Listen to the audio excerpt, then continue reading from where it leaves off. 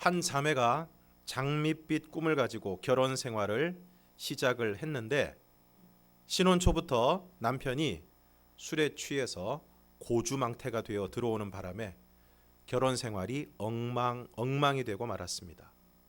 그리고 10년의 세월이 흘러도 남편의 술버릇은 여전했고 이 자매는 홀로 가슴앓이를 하면서 신앙생활을 하고 있었습니다. 그런데 어느 토요일 밤 늦은 시간, 그날도 변함없이 남편이 술에 잔뜩 취해가지고 집까지 들어오지도 못하고 만신창이가 되어서 현관 입구에 쓰러져 있고, 그 자매는 남편을 겨우 끌어다가 방 안에 눕혔습니다.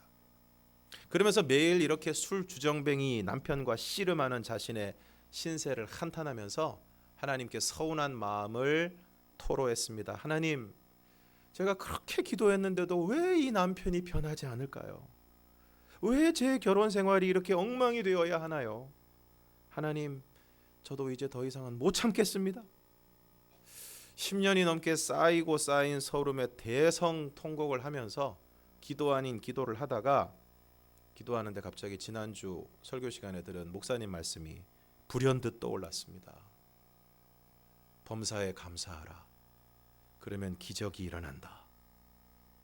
그런데 허구한 날 술에 취해 들어오는 남편을 보면서 도대체 뭘 감사할 것이 있나 생각을 하는데, 좀 우습기는 하지만 몇 가지 감사거리가 떠올랐다는 것입니다. 먼저 옆에서 정신없이 코를 골며 자고 있는 남편을 쳐다보면 한심하긴 하지만 그래도 없는 것보다는 낫겠다 싶어서 감사합니다. 그리고 저렇게 술은 취했지만 다른 데 안 가고 그래도 꼭 집을 찾아와서 잠을 자니 감사합니다. 또 술은 좋아해도 여자라고는 나밖에 모르니 감사합니다. 그리고 다른 남편들은 술 먹으면 손찌검하고 심한 주사를 내서 온 식구들 한숨도 못 자게 한다고 하는데 그런 일 없으니 감사합니다. 술을 그렇게 마셨어도 아직까지 병원 한번 안 간 것도 감사합니다. 술 먹은 다음날 아직까지 하루도 결근한 적이 없으니 감사합니다. 토요일에는 술을 더 많이 마셔서 주일날은 어김없이 하루 종일 잠만 자니 제가 교회에 가는 것 방해받지 않아서 감사합니다. 감사 기도라고 하기엔 너무 초라한 생각이 들어서 웃음이 나왔지만, 그래도 불평 대신 감사를 하니까 좀 전까지는 가슴이 꽉 막혀서 터질 것 같았는데, 견딜 수가 없었는데 마음이 한결 편안해졌습니다. 그리고 자기도 모르게 얼굴이 펴지면서 계속 감사의 기도를 드리게 되었습니다. 그래서 그렇게 남편 옆에서 희죽희죽 웃으면서 감사 기도를 드리는데, 그때 남편이 목이 말라서 잠에서 깨어서 이렇게 보니까 아내가 좀 이상한 것 같아요. 아내가 웃으면서 계속 뭔가 중얼거리고 있습니다. 그래서 남편이 놀라서 아내에게 조심스럽게 말을 걸었습니다. 여보, 한밤중에 잠 안 자고 뭐 하는 거야? 뭐 좋은 일 있어? 뭐가 좋다고 혼자 웃으면서 중얼거리는 거야?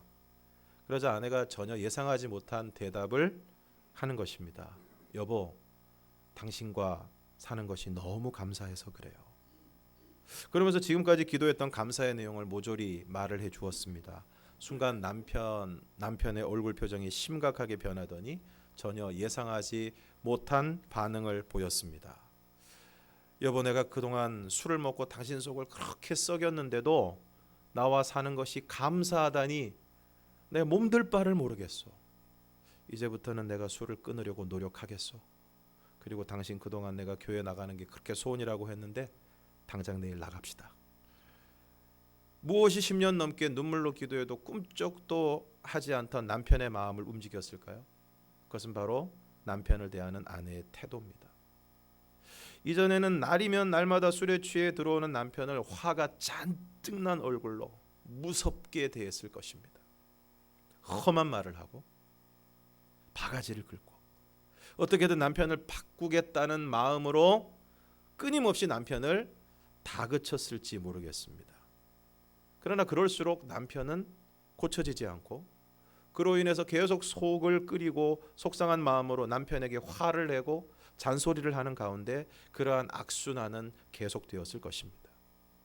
그러면서 지난 10년 동안 이 자매는 남편을 바꾸려 했지 자신을 바꾸려는 시도는 전혀 하지 않았던 것입니다.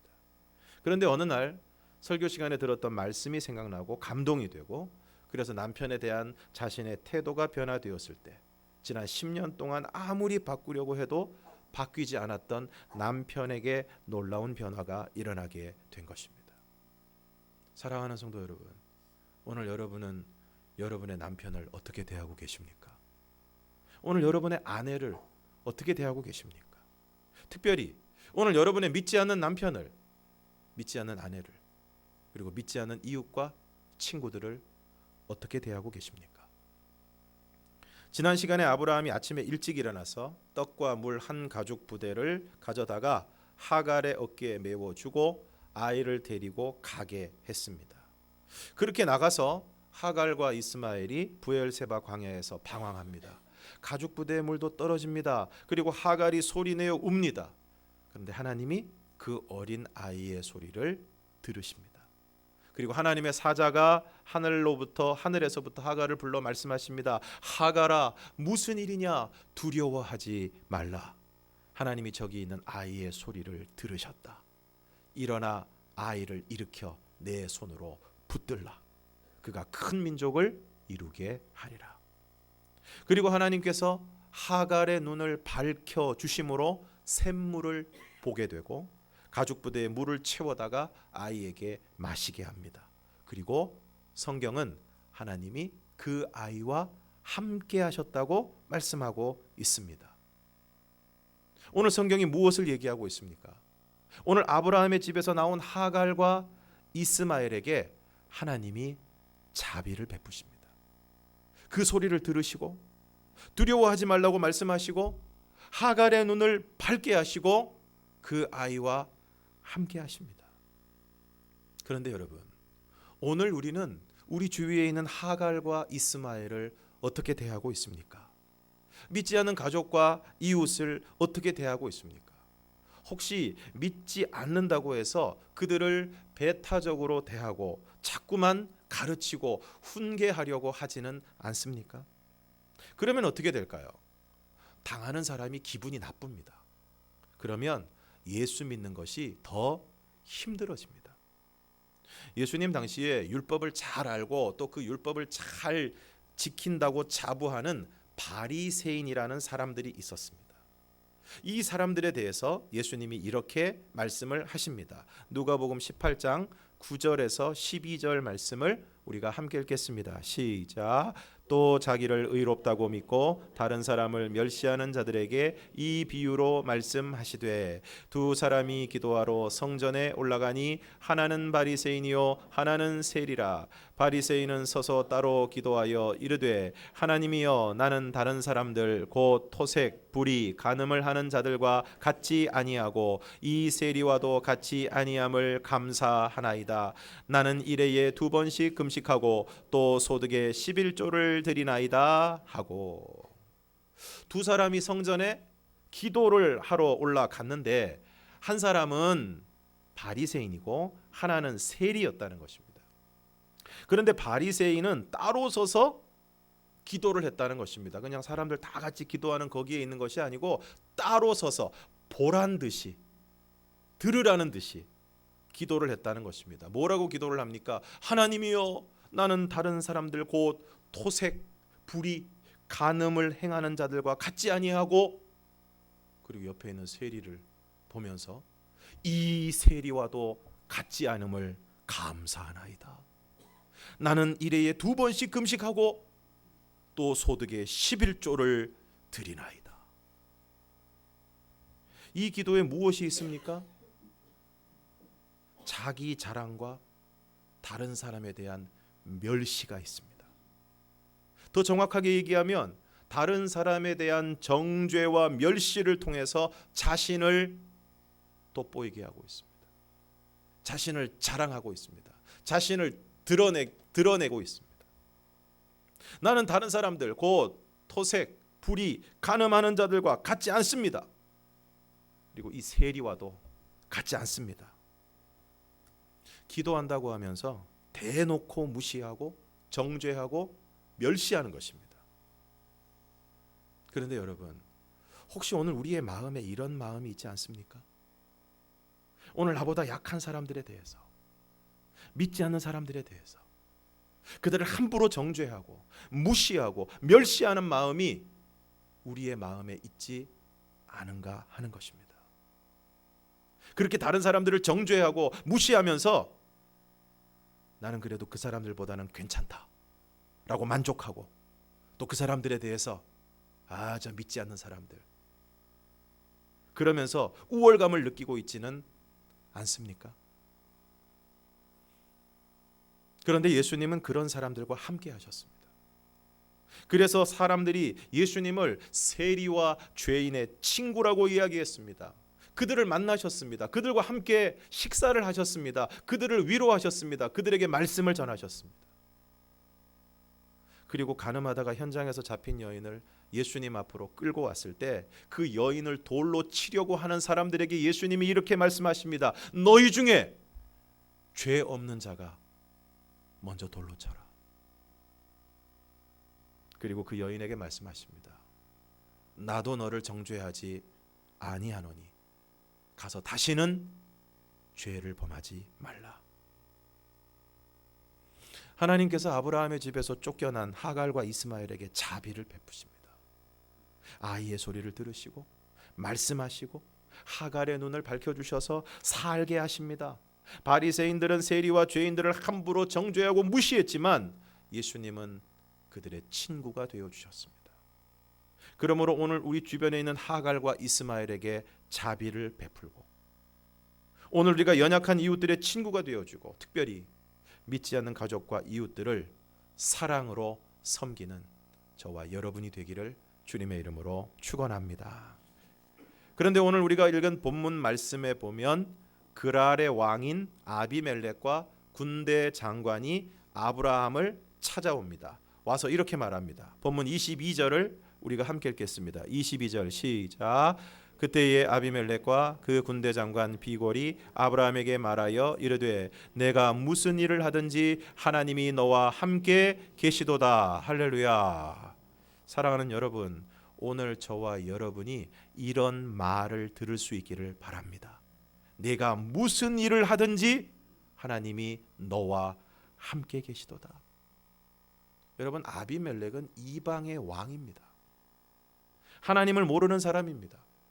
그런데 그런 사람이 아브라함에게 말합니다. 내가 무슨 일을 하든지 하나님이 너와 함께 계시도다. 이것은 오늘날 이것과 같은 것입니다. 오늘 나의 주변에 믿지 않는 사람이 나에게 이렇게 이야기를 하는 것입니다. 나는 하나님을 믿지 않지만 당신을 보니까 하나님이 계신 것 같다.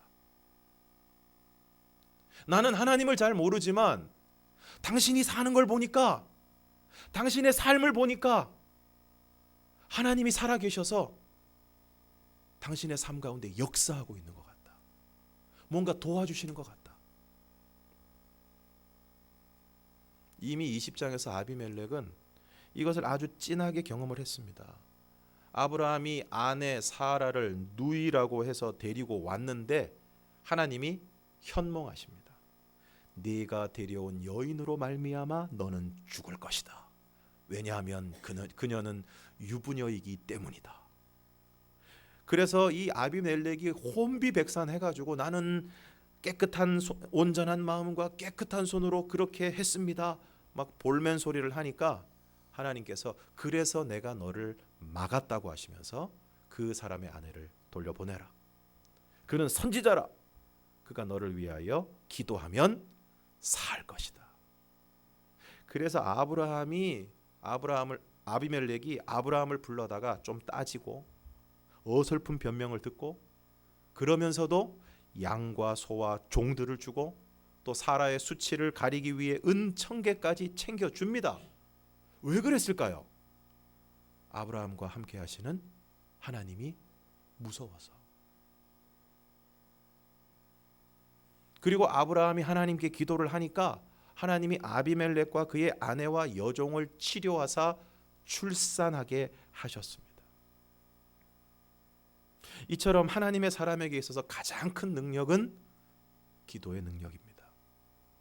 하나님께서 아브라함이 너를 위하여 기도하면 산다 라고 하셨고, 실제로 아브라함이 기도했을 때 그동안 닫혀 있었던 아비멜렉 집안의 태의 문이 열리게 되었습니다. 저는 오늘 저와 여러분에게 이러한 기도의 능력이 있기를 축원합니다. 물론 이러한 기도의 능력이 지극히 이기적이고 세상적인 욕심을 위한 도구로 오용되어서는 안 되지만, 기본적으로 하나님의 자녀인 저와 여러분이 하나님께 기도할 때, 특별히 다른 사람들의 어려움을 위해서 기도할 때 하나님께서 그 기도를 들으셔서 그들을 치료하시고 문제를 해결하여 주시는 하나님의 은혜가 오늘 저와 여러분을 통하여 나타날 수 있기를 주님의 이름으로 축원합니다. 그리고 21장에 여호와께서 말씀하신 대로 사라를 돌보시고 여호와께서 말씀하신 대로 사라에게 행하셔서 사라가 임신을 했습니다. 아비멜렉이 이 소식을 들었을 때 어땠을까요? 진짜냐? 아니 정말 90살 먹은 사라가 임신을 했단 말이냐? 그래서 듣고도 긴가민가 했는데 하나님이 말씀하신 시기가 되어서 노년의 아브라함, 100살 먹은 아브라함에게 아들을 낳았습니다. 그리고 이삭이 젖되는 날에 베풀었던 잔치에서 이스마엘이 이삭을 놀리고 사라는 하갈과 이스마엘을 내쫓으라고 하고 아브라함은 너무너무 고민이 되었는데 하나님이 하시는 말씀을 듣고 하갈과 이스마엘을 집에서 내어 보냅니다. 아비멜렉이 사라를 데려왔을 때 하나님이 현몽하시고 아브라함이 기도했을 때 아비멜렉 집안의 태문이 열린 것은 정말 놀라운 일입니다. 그리고 90세 된 사라가 임신을 하고 100살 된 아브라함에게 아들을 낳은 것, 이건 정말 기가 막힌 일입니다. 이런 일들이 일어났을 때 아비멜렉은 하나님이 아브라함과 함께 하신다는 것을 알았을 것입니다. 그런데 아브라함이 하갈과 이스마엘을 집에서 내보내는 사건을 들었을 때는 어땠을까요? 아브라함 당시 가장 큰 재산은 바로 자식입니다.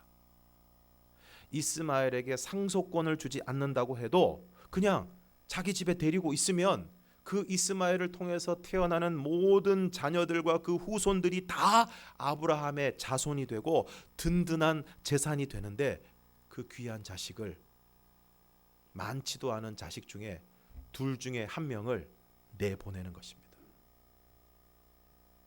그리고 바로 그때 아비멜렉이 이렇게 말합니다. 네가 무슨 일을 하든지 하나님이 너와 함께 계시도다. 무슨 말씀입니까? 하나님이 함께 계심으로, 그리고 하나님의 명령에 순종함으로 오늘 우리 믿음의 사람들이, 하나님의 사람들이 세상 사람들과는 다른 선택을 할 때 세상 사람들이 이렇게 말합니다. 하나님이 너와 함께 계시도다. 오늘날 교회와 교인들이 세상 사람들에게 손가락질 당하고 비난을 당하는 것은 교회 건물이 적거나 교인 숫자가 적기 때문이 아닙니다. 그것은 오늘 믿는다고 하는 사람들이 세상 사람들과 다르지 않기 때문입니다.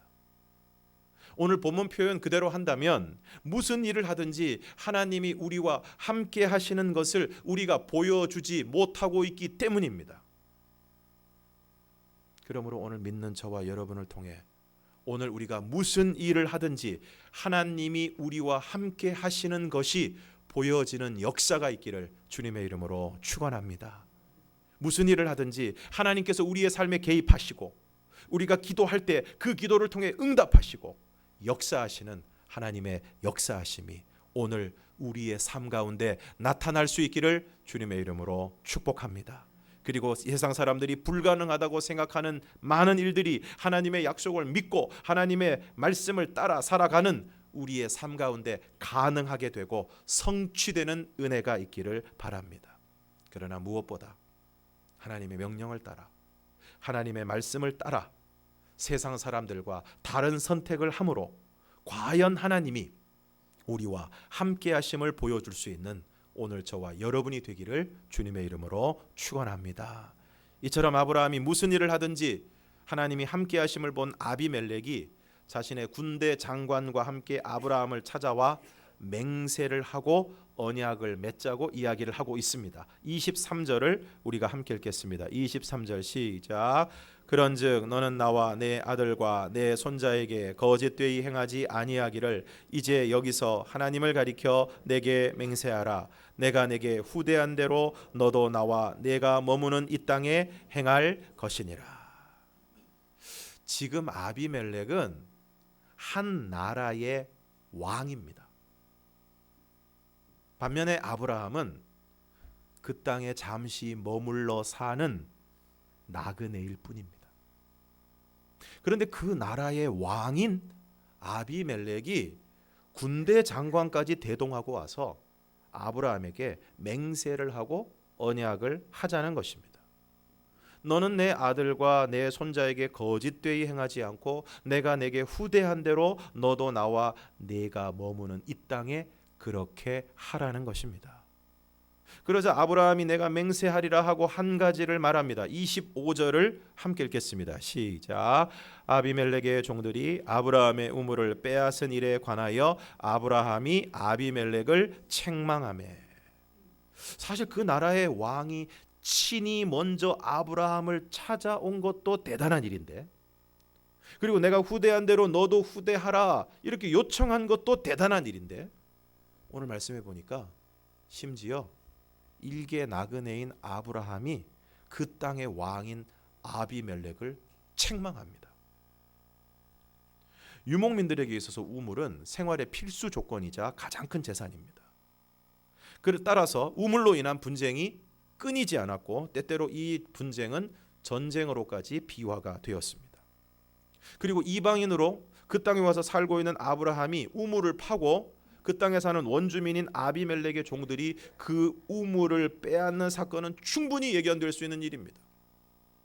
아브라함이 막 열심히 우물을 파가지고 드디어 막 물이 나왔는데, 그리고 물을 얻기가 얼마나 어려운데, 물이 나오니까 소문을 듣고 그 땅에 사는 사람들이 와서 여기 우리 땅이니까 우리 우물이다, 내놔라. 충분히 예견할 수 있는 일입니다. 그런데 오늘 아브라함은 바로 그 일에 대하여 그 땅의 왕인 아비멜렉을 책망하고 있는 것입니다. 그런데 여기에 대해서 아비멜렉이 어떻게 반응을 하고 있습니까? 26절을 우리가 함께 읽겠습니다. 26절 시작.